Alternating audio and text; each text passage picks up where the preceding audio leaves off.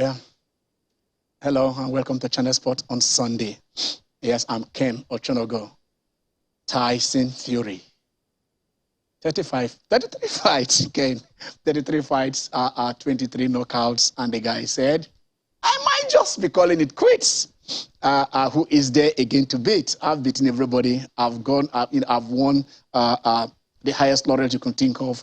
I've gone down, suffered a lot of depression, mental health, quit the game, came back, and then I'm retiring undefeated.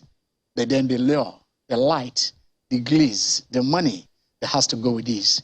Can he stay out of the root square? That is the big question. But Dillian Whyte came and suffered his third defeat. I was at the hype we thought it was. But when 94,000 fans pay to watch a fight, I tells you that, yes, that is a stop draw. Tyson said, I was able to bring them. I brought 94,000 persons to watch this. And then, so you don't take that away from him. He is a superstar, not just in words, but in deeds. He has shown it that it can be done. And then, somewhere along the line, we are saying, will there be that Tyson versus Joshua? That is, if Joshua is able to redeem himself in his second fight against Alexander Usyk. Remember, he lost, to Juri. After losing to Juri, came back to beat him in Saudi Arabia. And this is the second time that he's lost again. Can he win this and then make it possible for the Gypsy King to come back again into the ring? For now, it is all celebration right there in England, in Great Britain, in London. Because he said, I did this. I said, I'm going to do it. And then at the end of the day, the body snatcher couldn't see the body to hit, talk less of snatching it away. So we are going to talk about that. Of course, as soon we have the very best that talk combat sports, and he will join us to look at this particular fight and what is happening in the world of boxing. There is a little story about Tyson, about another Tyson, the original Tyson. Now that this is also original, but that is the first Tyson, Mike Tyson, and what happened inside a plane when they said. The golden fish has no hiding place. Where you are, you display what you got. But you can see the man there, he is the man of the moment, Tyson Fury. So we'll take that. We'll talk football. Because for Bayern Munich and for PSG, it is hooray, 10th. It has to be with 10th. But then you will understand it when we tell you that Bayern won the league, that PSG won the league, the League 1 title, the bonus league title for Bayern, and then the League 1 for PSG. But it has to do with number 10. Whose 10 is greater than the other 10? Right there in Spain, it was Real Betis that did pick the Copa del Rey. And then Atio told me there is a story behind that. And so he will let us know what it has to do when they defeated Valencia right there on Sport Kicks at the end of the day.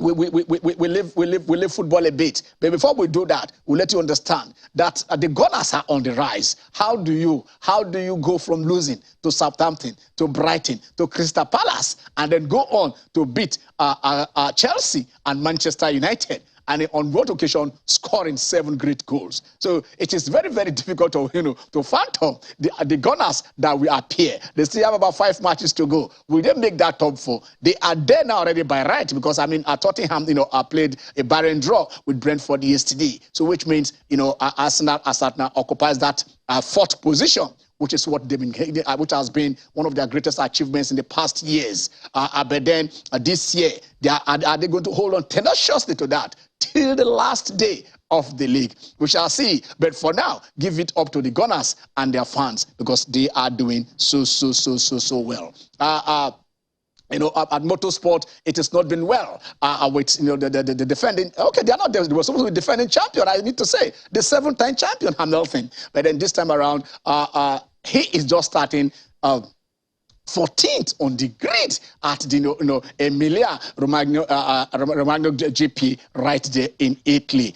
So the man on top is Verstappen. It is you have of course the sprint race, but Charles Leclerc says this is my season. We are going to see a 2-horse race between Ferrari and Red Bull, because as we see it, Mercedes is coming a very distant third. That is, if other race cars do not overtake them. So for now, that is what it is. And also, we'll take a little look at At tennis, the world #1, the man who missed the Australian Open because he says, I don't need to take a jab. You know, I've been suffering, but it's looking most likely that he will be there in the French Open, all things being equal. But right now, in his hometown in Serbia, he is doing it, and he is in the final, beating Karen Khachanov, coming back from, 6-4 to win 6-1, 6-2. So this is what we are going to look at today. We are going to look at, some of these stories and then see how it is going to pan out. We are going to look at what really transpired right there in the ring. I want to hear that, yes, we have them right there. But before then, I will also let you know, I will also want to let you understand this, that Didier Drogba went for the Ivorian presidency. I know there was news. There was news. I know there was news yesterday that he won. No. Didier did not win. Diallo won because actually Didier got he didn't qualify for the voting of the second round. It was in the first round we got only 21 votes, and that was not enough for him, to move into the second round. Probably in 4 years' time he will be back to contest the presidency of the Ivorian Football Federation. But for now, no, Didier Drogba didn't make it. Probably that is what happened to Eto'o. Eto'o came into the system and then pushed on and then moved on and got it done. So Didier is not there yet. Didier is not there yet. And then we're also going to look at the draws for AFCON 2023. Because that particular event is taking place in Didier Drogba's country. It would have been the same thing, the same way that Eto'o became the president, and then we hosted the Africa and the AFCON. But Didier couldn't replicate that. So we are saying. The Nigerian, our own Nigerian former players, they have tried so much to do. They have tried so much to contest. They have tried so much to be part of the system. They have tried so much to right what they believe are the wrongs that we have in Nigerian football. But then it's like the way the electorate, is now. It's going to be very, very difficult from somebody from the outside to come in unless you want to move in through the state FAs. That is what it is. Because in our own situation, we saw in the Ivorian situation where we are seeing 59 votes, 50 votes, and then we are seeing 21 votes, about 130 votes there of people voting. But in our own situation, it is just 44. And of that 44, are 37 are the state FAs. 37 are the state FAs. So if you have the state FA supporting you, no matter what happens, if you have just 25 state FA supporting you, you are back on seat. So it is difficult for someone from the outside to break into the system. And we believe probably that is what happened to Didier Drogba right there in Cote d'Ivoire. But we do hope that, yes, more ex-internationals will come in. Kalisha Bwalya in Zambia has done it. We are seeing, others in Liberia, we have a president, not just the FA president, but the president of the country, in the one and only George Oponwea. So basically, it is not impossible for our sportsmen, to say we want to control our sport. We want to get the direction in which we're going. We have played this game. Give us the opportunity to also show that as we play the game, we can also administer it. So let me before we do that, before we push on that, let me welcome my guys. They are already in the house. Theo, yesterday it was all Tyson Fury. 6th round, 2 minutes 59 seconds of the 6th round, and then the uppercut. Yeah, very particular about that timing. Yes. 2 minutes 59 seconds. Of the 6th round, good afternoon, viewers. It's good to be back here again. Now, the beauty of that, you called him a superstar. He's not a superstar. He's a mega superstar. Okay. Now, filling up the Wembley Stadium, 94,000 fans. It's no joke. And the beauty of it all was his team actually called it. He said that fight wasn't going to go beyond the 6th round. And yes, 2 minutes, 59 seconds. That pitch of a jump. Whyte didn't see it coming. He sent it to the ground. The beauty of one of the reasons why I enjoy watching boxing is when those knockouts come in, and then you see the boxers trying to regain their footing, and then you see them wobbling, and I felt bad for him. But then again, that's what happens when you come up against, if not the greatest of all time. Because he said it yesterday. Now he has the ability to retire unbeaten. This is a man that had to go through all the challenges that he suffered. and came back and got to the pinnacle of the sport and is controlling things. It's a big one for him, and truly enough, he earned all of my respect yesterday because he is indeed the greatest. Okay, but it was a no-show for Didier Drogba. Thanks, Ken, for having me on the West Sunday. I think we have to put the misuse and abuse of the word GOAT into perspective here. When someone beats a wider and it becomes the greatest of all, he can't lace the boots of Vitaly Klitschko. Just retired. Remember Vitaly against our own Peters. Yes. So I don't see where the GOAT something is coming from. Heavyweight, undefeated. Come on. 33 fights. 33 fights. I think, you know, just like... Rocky Marciano went 49, 49. 50 unbeaten. Larry Holmes was, I think, 49. Yeah, 49. Before, he's not even as great as Larry Holmes. So I don't... The journeyman he has fought. Yes, you have to do what is in front of you. But you must even tell that this is his era. In his era, he fought everybody who came. Anthony Joshua is still waiting. Anthony Joshua? All right. Okay. I've been told that the combat expert, the best we have in Nigeria, one of the best we have in Africa, Tunde Koiki, is right there waiting to join us to look at what transpired yesterday, in London. If we are ready, probably we can have Tunde join us and let us take it. Yes, I think Tunde is there. Let us take it one for one. When you want to get to the root of combat sport in Africa, there is only one place to go. There is only one man to talk to. He is the best, the very best there is, Tunde Koiki. Hello, Tunde. You are welcome to the show. Hello, Tunde. Good morning, Ken. I'm blushing. You're the best in Africa. Wow. Yes, you caught my attention. Not before now, but within when you called that fight between Alexander Usyk and Tony Joshua. And for that, I tell you this, most of us, we look at the size, we look at the film, we look at, whatever coming from the Olympic gold medal, everything that Joshua has said, and we look at, the difference, just like yesterday's fight of 7-inch difference in height and reach. I would say there was no way Alexander Usyk is going to, touch Tony Joshua, talk less of hurting him. But you told the world that let us prepare for something, because it was going to be a surprise that Alexander Usyk is going to take Anthony Joshua to the cleaners. And I tell you this, when the fight was unraveling, all I was talking about was Tunde. Tunde said this. Can it be possible? And I tell you this. so Tunde, what happened yesterday? Take us through what happened yesterday. Was it the great 94,000 fans? Was that what they paid to see, Tunde? I don't know. Can you just let us understand? Yeah, so the thing about heavyweight boxing is that you pay to come and watch a knockout. You don't pay to come and watch two oversized men grunting and groaning and jabbing and moving. You pay to come and watch an explosive knockout, and that's exactly what they got. 2 minutes 59 seconds in the sixth round ended very, very cleanly, and for Dillian Whyte, it's a worry, because this is the third time that he has lost via a knockout. When he lost to Anthony Joshua, he was knocked out with an uppercut. When he lost to Alexander Povetkin, he was knocked down by an uppercut. When he lost yesterday to Tyson Fury, he was knocked down by an uppercut. All 3 times he was knocked out, not knocked down, knocked out. There's a difference being knocked down and knocked out. Knocked down, that means you cannot even continue. The referee just waits there, please, before this man is killed here. And that's exactly what happened. So it's a worry that his team has to look at, that the man is very susceptible to being knocked out by an uppercut. And that's something that they have to look at. But for the fans, they got their money's worth. It was a good fight. It became very, very rough at one particular point because of Dillian Whyte. Dillian Whyte was overtly aggressive, and he wanted to turn it into from a boxing match into a proper slugfest.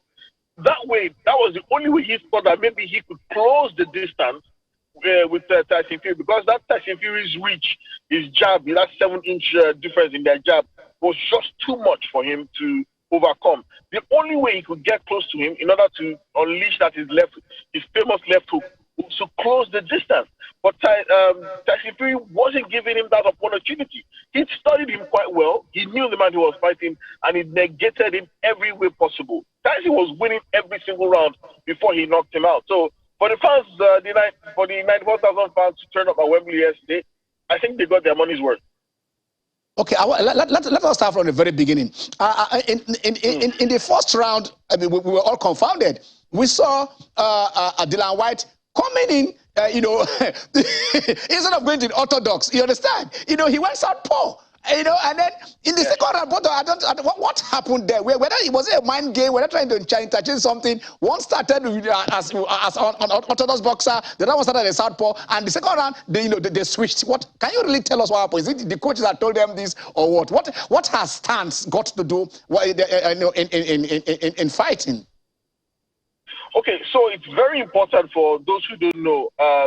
Your stance in boxing also determines your lead foot, your lead hand, which one is your jab, and where your power punches come from. The orthodox means that when you're in the orthodox stance, that means that your lead hand is your left hand. That is the hand that you jab with. So your right hand is the one that you reserve for the power punches. But when you stand in the southpaw stance, your lead hand is your right hand, while your left hand is the one that you reserve for the power punches. Your right hand is used for jabbing. But for someone like Dillian Whyte, who is originally an orthodox stance, he came out as a southpaw, obviously trying to confound Tyson Fury, because when you train, when you're in camp, you are consistently training for the style that your opponent is bringing. If you know that your opponent is a southpaw, the kind of sparring partners that you bring into camp are all southpaws, in order to help you have a better understanding of the kind of threats that your opponent can pose. So it was just, Dillian Whyte trying to throw off Tyson Fury, trying to give him a different puzzle to solve. But one thing he forgot is that Tyson Fury is a switcher. This is a man who can move seamlessly between a southpaw stance and an orthodox stance. So it wasn't any problem for him. I mean, this was something that he understood, something he had trained for multiple times, and it was something that he could adapt to very, very easily. So it was not a problem for him negating it.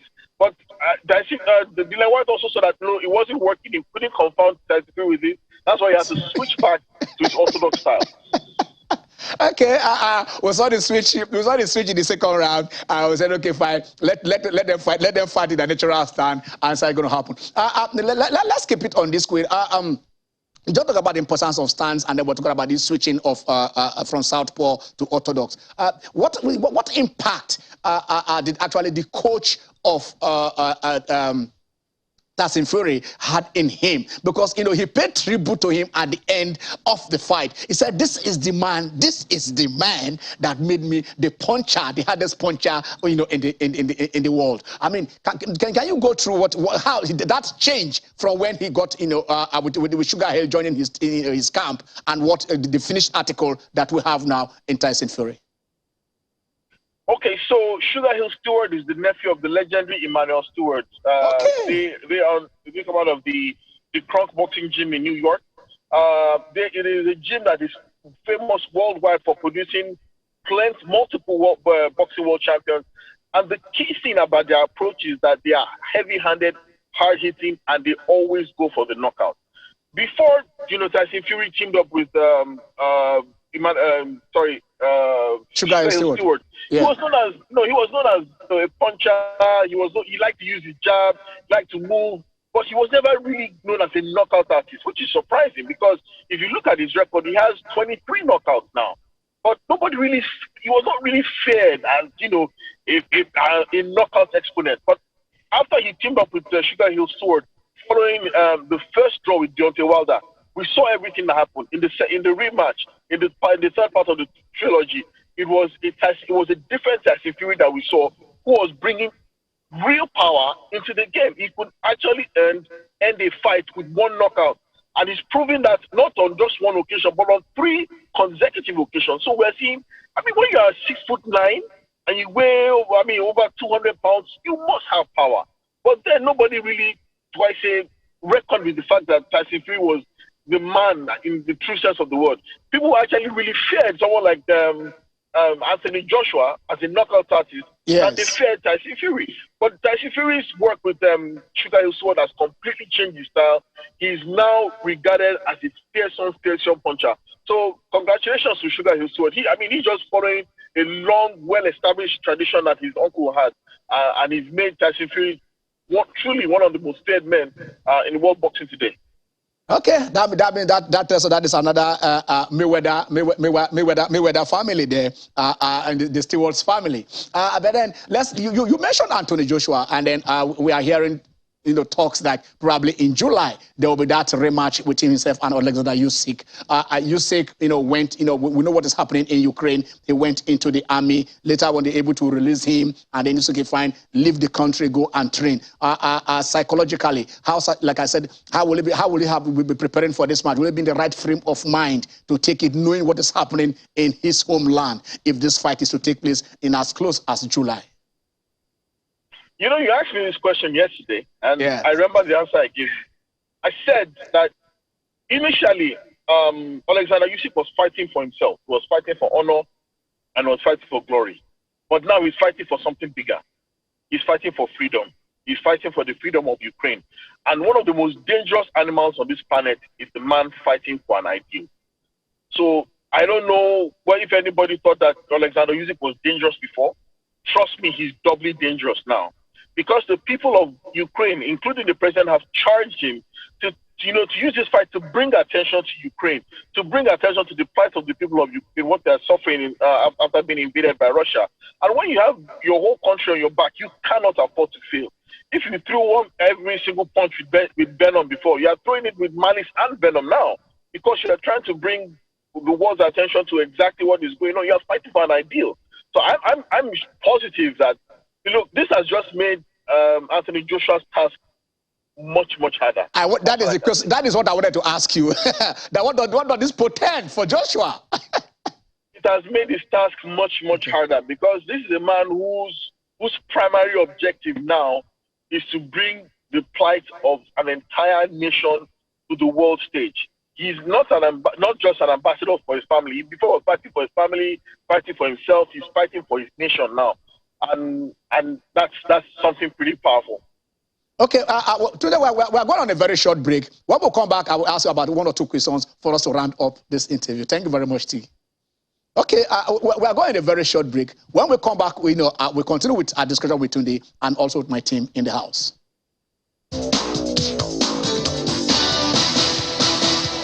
Yeah, you're welcome back. Channel Sport on Sunday. It's still the show. And I tell you, Tunde has been thrilling us with what happened yesterday right there in London. It was a one-man show. But what you watched during the break is Real Betis celebrating the Copa del Rey. Tio, yes. What happened? They both duly qualified for the final. Real Betis took on Valencia yesterday at the Estadio Ramon Sanchez Pizjuan in Sevilla. And after 1-1, after 120 minutes, switched over to sports kicks, and Valencia lost by 5-4. Betis triumphing. And in doing that, Manuel Pellegrini winning his first Copa del Rey title, 63 years old. And then the captain of Real Betis, Joaquin, became... he won this title with... The last time they won the title at Real Betis was in 2005. That was about 22 years ago, thereabouts. And right now he's 17 years ago, sorry. And he was 23 years old. Then now he's 40, going to be 41. One of the oldest players to win the Copa del Rey. And then he's won it before with Sevilla. So he's actually won it 3 times. You understand? Defeating Sevilla now, this time again. Valencia, I beg your pardon. Defeating Valencia here in the final. And he won it. The only Betis player to have won the title twice is Joaquin. The final goal was scored, the final penalty was scored by Miranda. And he was at the stadium in 2005. His father took him there when he was 5 years old to go and see that game. You know, so it was basically written in the stars for Real Betis. I think it's deserving for them. I was talking about just now. He really stated that they still have a chance of making it to the Champions League this season. That's how consistent Real Betis have been. Players like Naby Fekir, former Arsenal man Hector Bellerin, Martin Montoya, they've really done well under Emmanuel Pellegrini. He's taking his team to be a new height, and they are all but assured of going to the Europa League next season. But after winning this, I think you can actually still spur them on, give them much more morale, and they can make it to the Champions League next season. Yeah, you're talking about Betis being there. I think they've always been an ambitious club. Yes, they have. They once signed the costless player, Denilson, in the world. When they went to Brazil and signed them with 31 million pounds or so. They needed to add that money so that he will be the costliest player in the world. And then for those of you who don't, please don't forget this. That is also where our own George Finidi. That is his second home. And there is no, apart from Nigeria, there is nowhere where Finidi, he has played, he has coached, he has been part of everything you have to do with the Betis setup. Yeah. So we are also celebrating Real Betis. Let's go back to Tunde. I know he's waiting for us. Hello, Tunde. How are you? Are you still there? It's Tunde still there. I'm fine. I'm great. Yes, I am. Congratulations to everybody in Betis, and congratulations to Joaquin as well. Phenomenal player. I've followed his career for many years. I remember he's one of the finest wingers in the world. I remember his time with the Spanish national team as well. And I think this might be a fitting end to a wonderful career. But we're hearing that he might actually move into the media because he's regarded as such a wonderful, engaging individual that he might even have his own talk show on Spanish television. So he will still be in the consciousness of a lot of Spanish football fans. Okay, about 3 more questions. I thought I would ask you just 2, but I think I will ask you 3 questions. Let me start with this. You saw Tyson Fury yesterday use his reach. It was so difficult for Dillian Whyte to come close at when he started swinging. That is the farthest he will come, because if he gets closer, he gets hot. So how do you do that? Why is Anthony Joshua not doing that?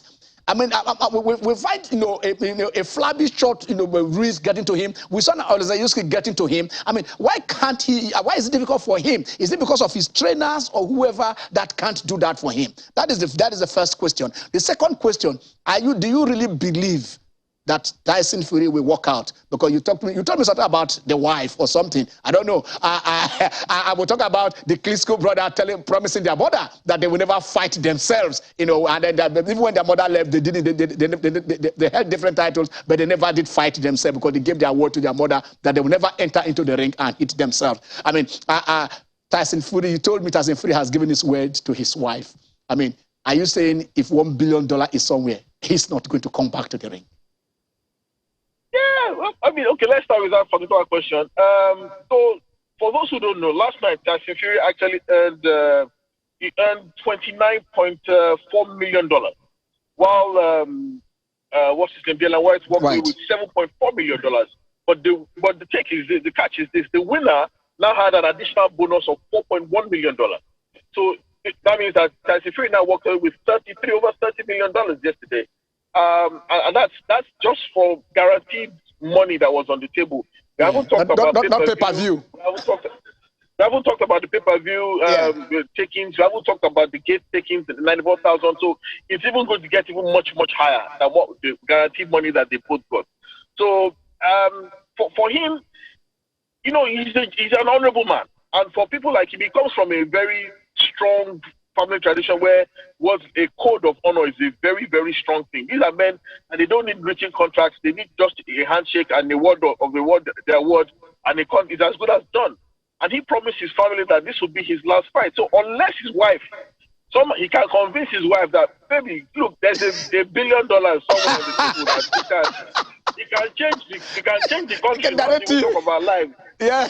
If she can release him from that kind of promise, then only then will he come back? A lot of people are talking about whether he's one of the greatest. Let me put it this way: he's not a unified champion. Yeah, he's not an undisputed champion, but he's a bona fide champion. And even that alone is enough to get you into the Boxing Hall of Fame. He will go down in history as one of the finest heavyweight boxers alive. He will go down in history as one of the greatest British boxers alive. He will not go down as the greatest because he was not undisputed like Lennox Lewis. Yeah. Lennox Lewis still has that title. But for a man who's done so much also outside the ring as well, helping people with depression, overcoming alcoholism, overcoming mental health. Yeah. So, exactly. So that's why he's not only just a heavyweight boxing champion, he's also regarded as the people's champion. So it's a really, really great advertisement for the sport. But I'm serious. If he does walk away now, he would have cemented his place in history as one of the finest heavyweight boxers alive. But I think, like I said, it's only his family that can release him from that promise that he made. He doesn't need to be undefeated. Like I said, he doesn't need to be undefeated to have his place in history. He's already certified. As for Anthony Joshua not fighting this way, I think it's the question of his training. I've said it before that at this point in time, I think he has to leave his current trainer and move and look at it, probably an American trainer, somebody who can look at his attributes, look at his strengths, look at everything that he has, and help him to have a more aggressive, more front-footed style. Because Anthony Joshua is phenomenally strong. I did tell you one day that I saw him pick up the rear end of what you call a downfall in Nigeria here, so that the child could get a ball from underneath the bus. Wow. That's tremendous power. And for Dillian Whyte yesterday, there was no head movement. He just stood there like a block of granite. It was just so easy to hit. You have to adapt your skills. You have to adapt everything that you have for the opponents in front of you. His movement was very poor. He was very easily picked off. And, Tyson Fury's reach was just too much for him to negate.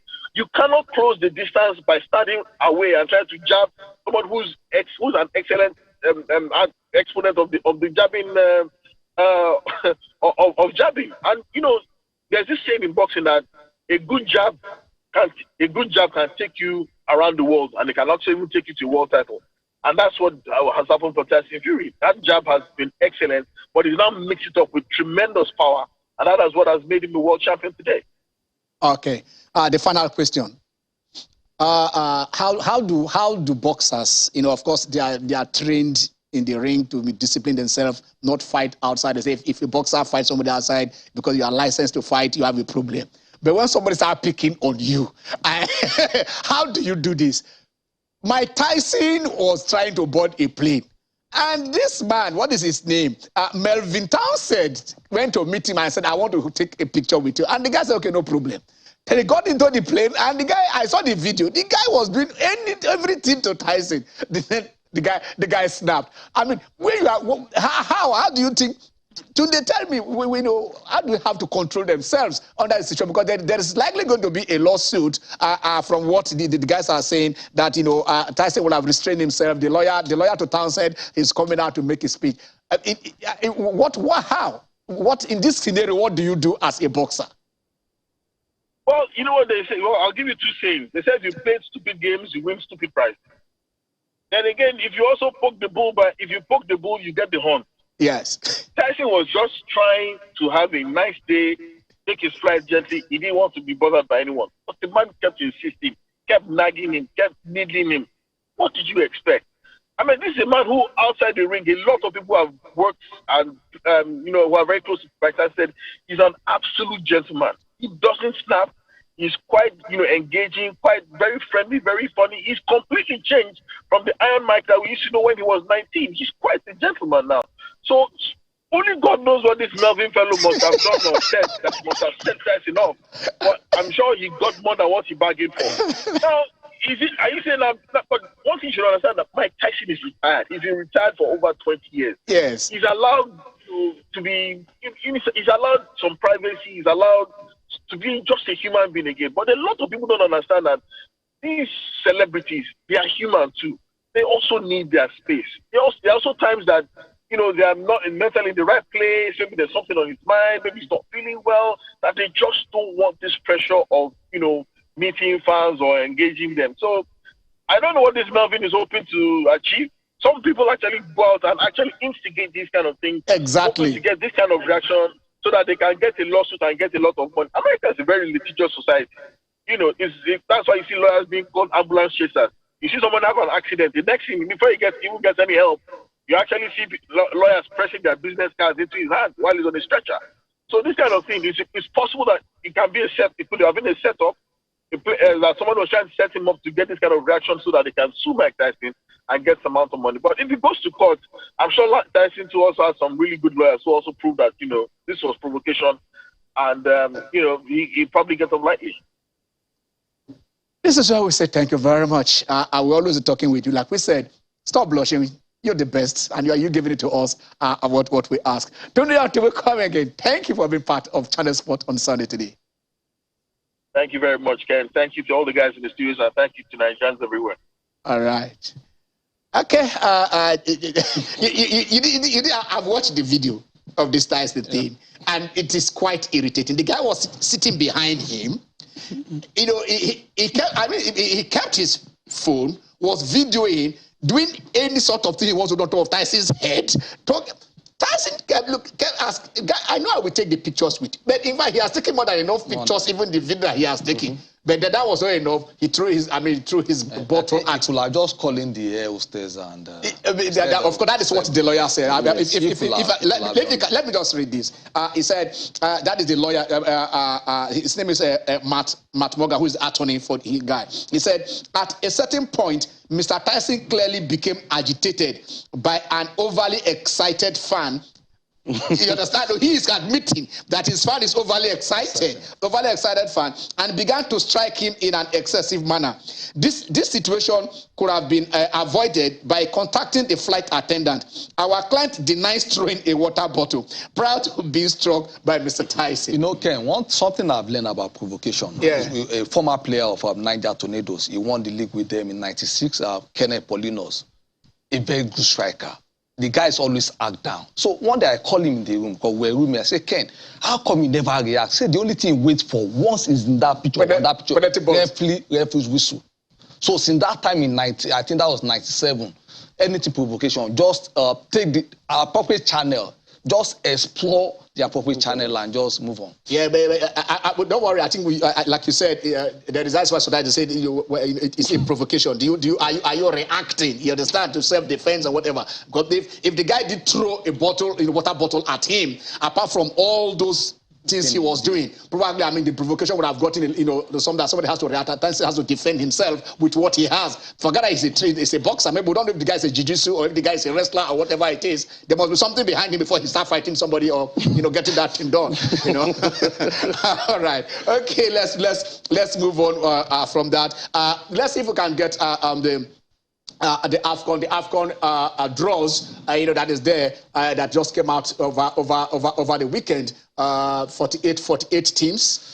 24 teams to qualify. Cote d'Ivoire already qualified. Yes, because they are host. 1986, nobody will have paid attention to this. That was when John Obakwolo said, no, this is our bet right. A bet right. Nations Cup is and truly we're making semi-finals with ease. Yeah. So, but now after about we didn't qualify. two misses, the round of did we qualify for 86? No, it was after we missed out. Yes. Remember, that was when Keshi and Ku were banned. Right. That is Group A. Yeah, Nigeria, ECOWAS group, Nigeria, Lone Star of Sierra Leone, Guinea-Bissau, and Sao Tome or Mauritius. So which two teams will come out from this?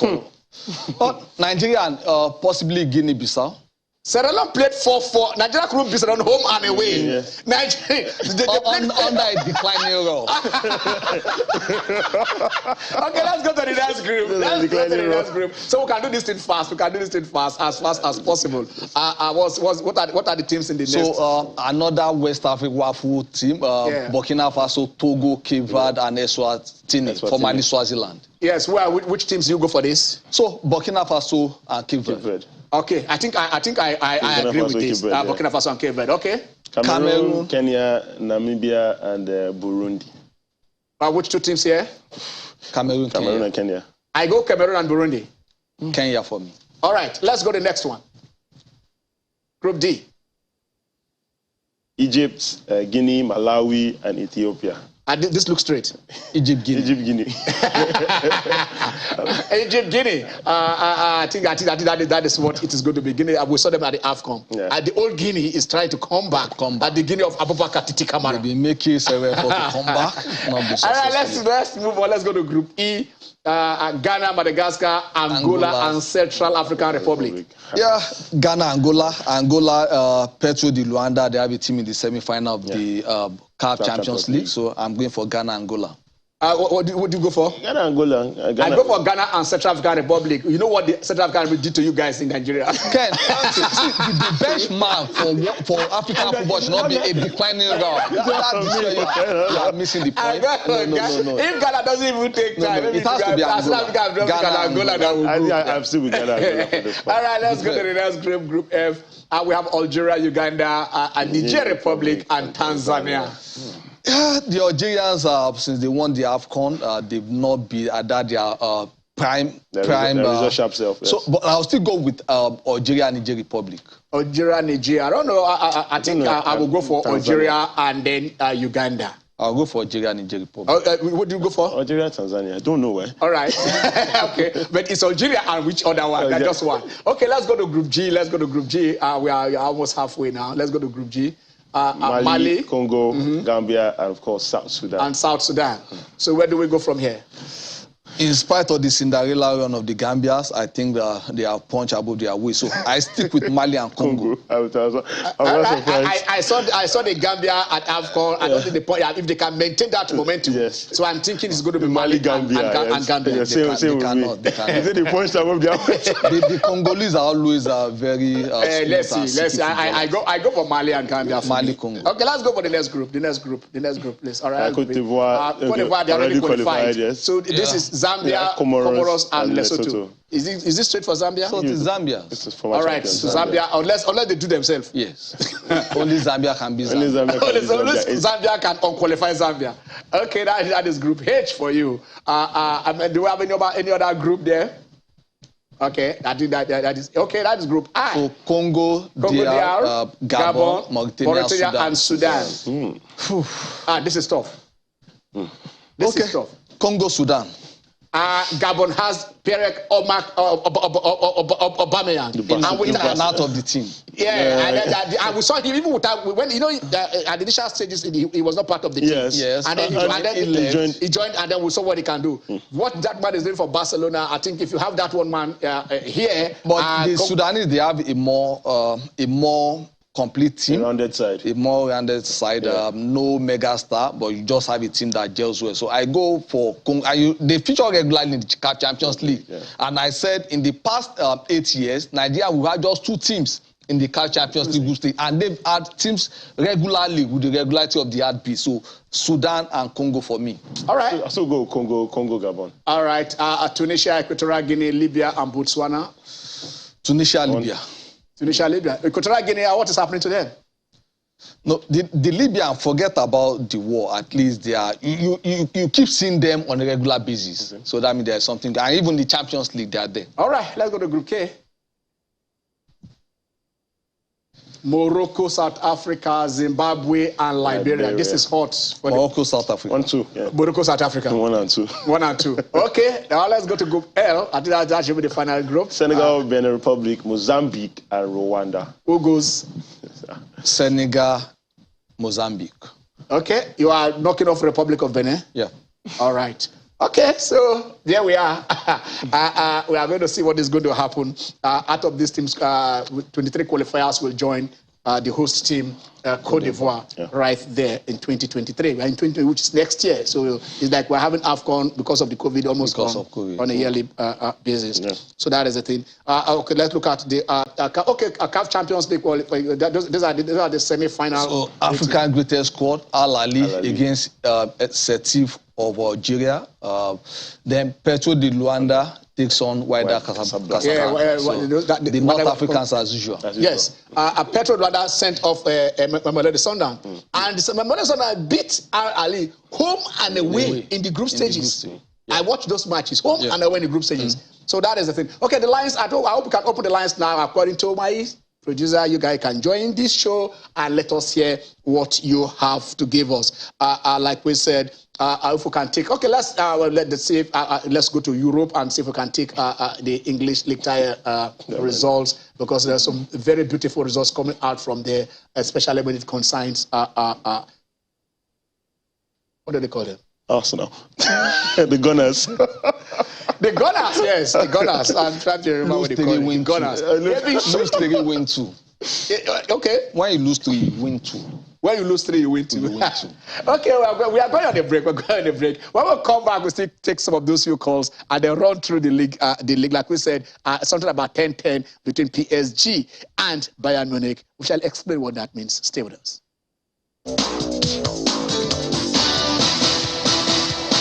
Yes, you will come back. Carlos, the future is here.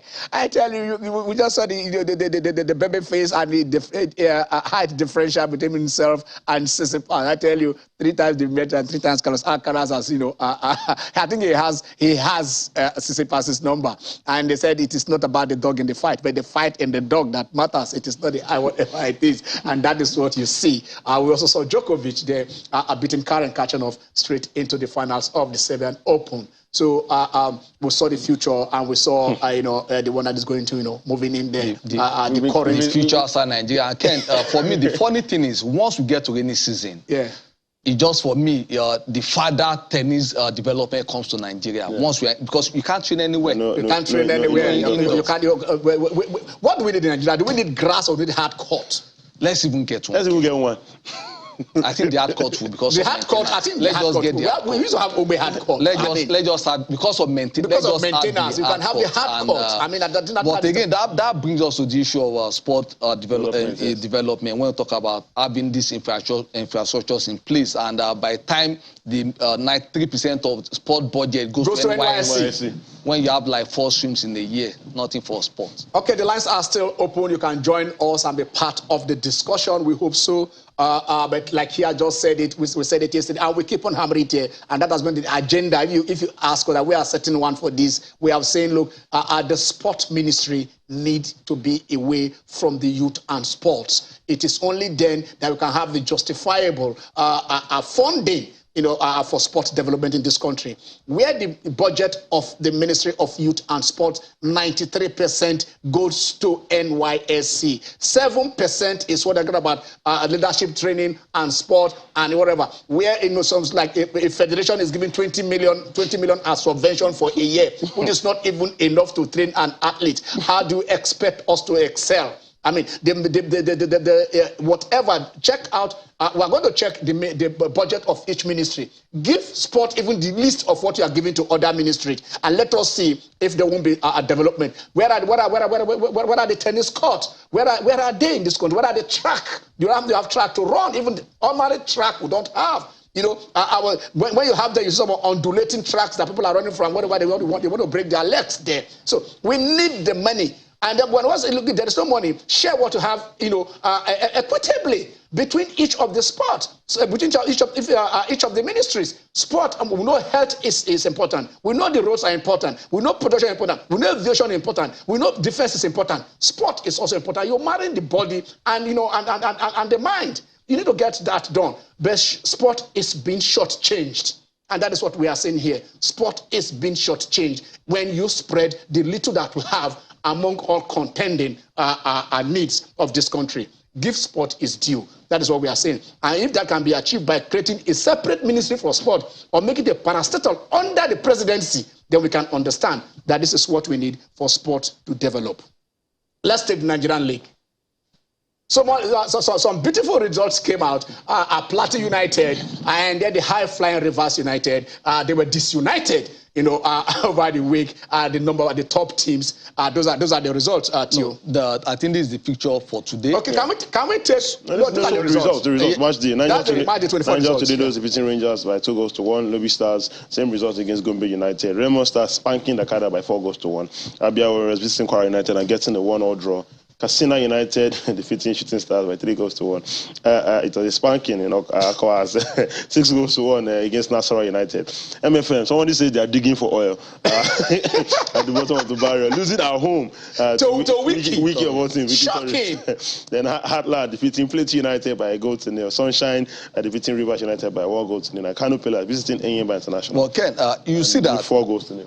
Kano Pillars banging draw at home against Katsina United, where they caused that 8-0. Yes. Now they've gone to about 4-0. Yes. And you can see the same Katsina wiping Shooting Stars 3-1. Yes. I think there is a bit of consistency. People are doing well and people are not there is so consistency. Well. When you see, let us see the league table, so you see the consistency. that is the report card.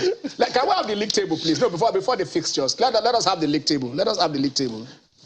Let's have the league table. So you will see the fixtures. All right, that's the league table. Yeah. So Rivers United, despite their loss, still with 52 points. 4 points clear. Yes, ahead of Plateau United. Remo Stars are 4 with their victory, moves to 3rd position with 40 points. Rangers are 38 points. Kwara United 37 points. Sunshine Stars 36 points. 7th Aqua 36 points. Enyimba with their 4-0 victory.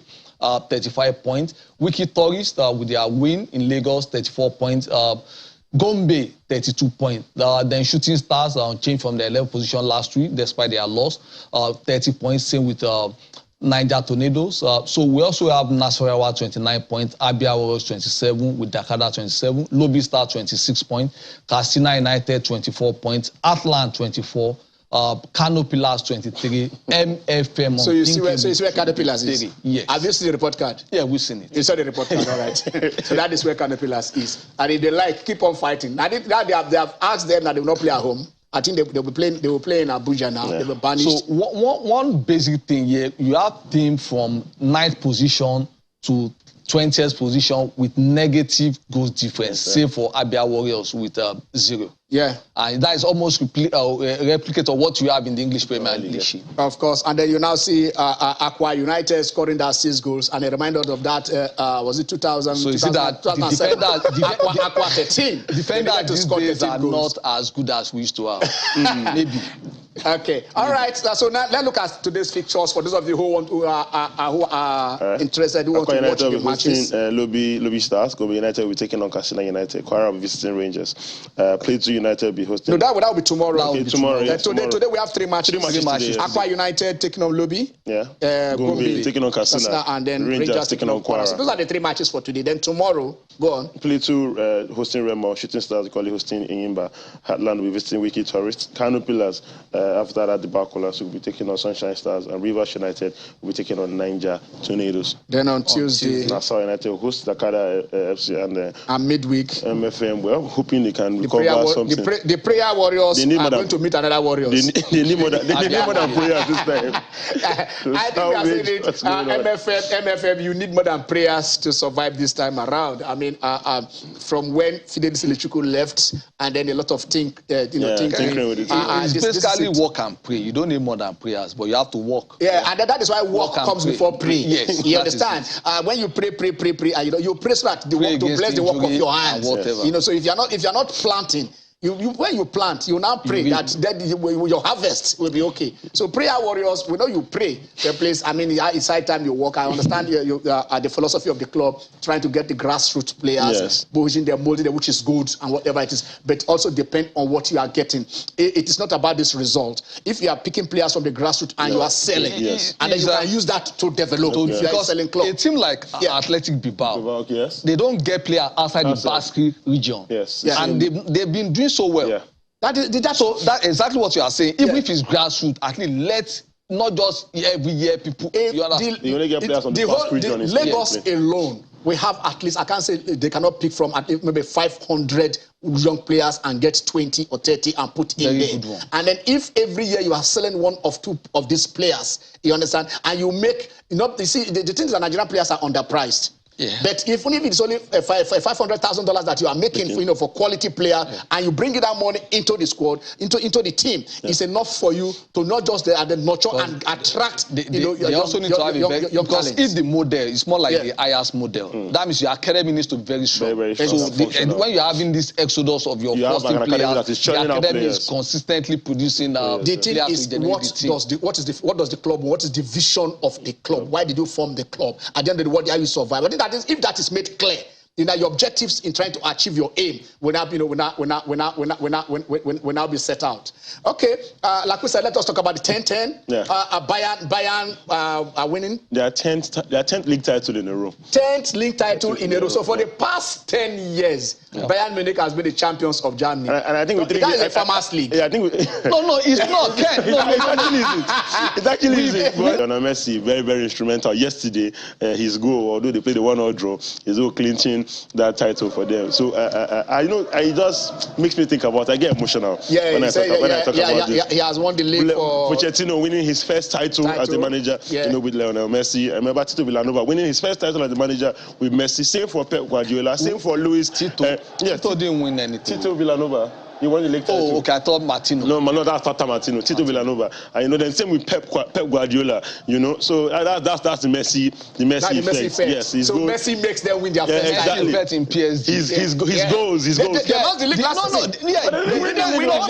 The Messi effect will have been in Champions League for PSG. Because for PSG, they won the league. The league is not the. No, but they didn't win it last season. They reclaimed the league. They reclaimed the league, but the league was not the focus of PSG. This time Messi to win the league. Focus. Did you check the way PSG did not sign Neymar, they did not retain Mbappe, did not sign Messi to win the league. But he had just said people winning their first league title with Messi. Tuchel left PSG because of Champions League, not because of the league.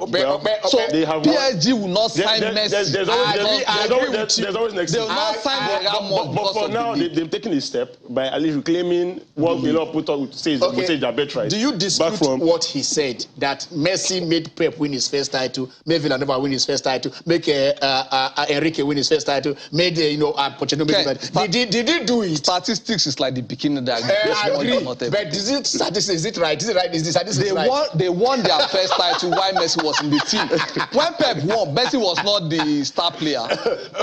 But he was in the team. He was in He won the world best that year, though. He was part of the squad. Like we guys, the calls can't come today. But, let's see. I think we'll look at motorsport now. What is happening to Mercedes? Verstappen is on pole at Emilia Romagna right there in Italy. It is Verstappen, it is Charles Leclerc. Leclerc seems to be, but it's going to be a two-horse race. A two-car race this season. And the way those guys, those young chaps are going it.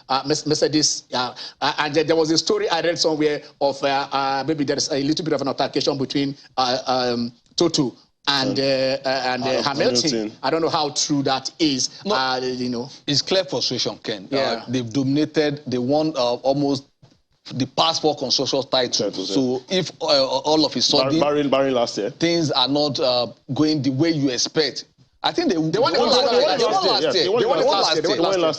year. So because the way it is, and unfortunately for our meeting this year, you have a more matured Verstappen. I think at the start of the season. I remember we had Soliu here. Yes. And Soliu stated that based on the rule changes and based on because he doesn't see Mercedes will struggle. Mercedes will struggle, and I think so far so that's what we are seeing. That's what we are seeing here. So the talk of altercation, I think I agree with you. When for sure begins to set in, you are used to winning all the time, and all of a sudden you just cannot seem to get it right. See, it's starting 14th on the grid today. I mean, that's not what you regularly hear of Lewis Hamilton. It shows you how far they've dropped. But then again, well, I would still call him the GOAT all day, every day. Yeah, of course, he is the GOAT now. Seven championship is not high. It's Nigeria. At par with Schumacher. It's not Beans. It's not Beans. 7 titles at par with Schumacher. Okay, I know it's at par. All right, so we'll go back to the old story that I use that to round it up. The Côte d'Ivoire. We're closing with the Côte d'Ivoire elections. Yeah. What should Drogba do? It fell out in the first round. With 21 votes. 16% of the votes. 16% of the votes. But the thing is, it should just stick around because it's not coming every 4 years during the election. You have to be part of the scheme, not only election you show up. And he didn't show up for the debate, so he didn't. Exactly. This is first try. There will always be a next time. Yes. Okay. Well, it just makes me happy that at least we can see another part of the world, especially in Africa, where ex-internationals are really getting involved with football. I wish we get to see more of that over here. Let people that know football run football. That's my own take. Let people that know football run football. Those who understand medicine run the hospital. Those who understand the schools teach in lecture halls. Let those who understand football run football. That is what they are saying. I am Ken Ochonogo. Have a blessed Sunday.